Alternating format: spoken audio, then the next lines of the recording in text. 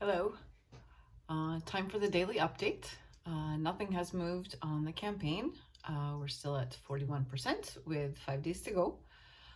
Still looking forward to getting the rest of the money to come in before time is up and moving forward with the project. I was encouraged last night on YouTube by a friend who said that she likes the readings that I've been doing. So I thought as an update for today, I would show some of my past translation work. I'm going to read an excerpt from Not a Clue, Chloe Delaume's novel from several years ago that I published almost 3 years ago now with University of Nebraska Press. If you're not familiar with the image on the cover, it's because there's references to the game of Clue throughout the novel. So the publishing company put those items from the game of Clue on the front cover. I'm going to read two passages from the early part of the novel. It takes place in a psychiatric hospital. The first part that I'm going to read is sort of meta-fictional, where the narrator intervenes because the characters are not doing what she wants them to do. And I particularly like this passage because it gave me the opportunity to invent a word. French has both masculine and feminine for narrators, narrateur, narratrice. And this novel definitely has a narratrice, a female narrator. But female narrator within a translation can be, or within a novel can be a little bit weighty. But because it's she's an all-seeing narrator, I decided I would go with omniscient and add the word, or create the word narratrix to show the feminine gender of the narrator. So this is just a short passage, a letter from the omniscient narratrix to her readers, explaining what's going on. My dear readers, in my role as the omniscient narratrix, I'm taking the liberty of stepping in. Would you please grant me the extreme indulgence of excusing the suddenness of this interruption, cavalier as it is? If nothing else, I hope you will, retrospectively, see its merit.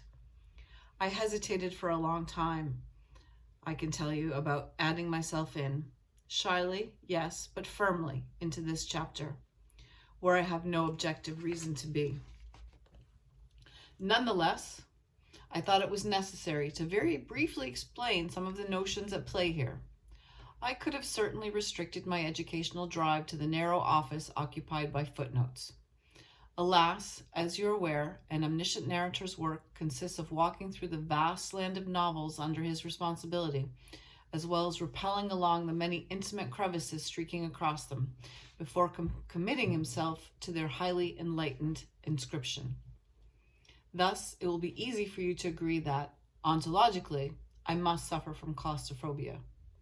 Consequently, I'm taking the liberty of submitting to you a few definitions culled from a specialist publication.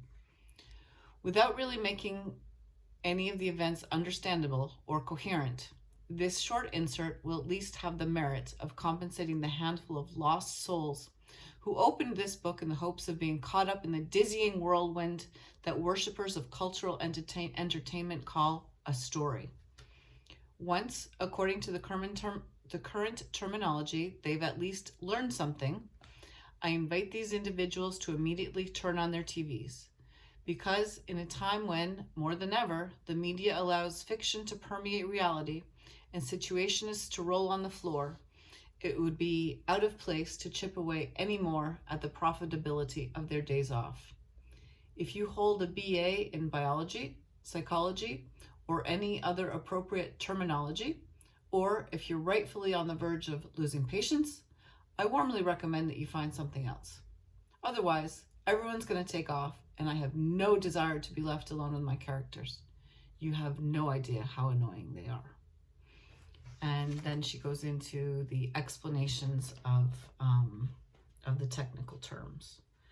The other bit that I wanted to read is sort of an internal monologue or one-sided part of the conversation of one of the women that is in this psychiatric hospital.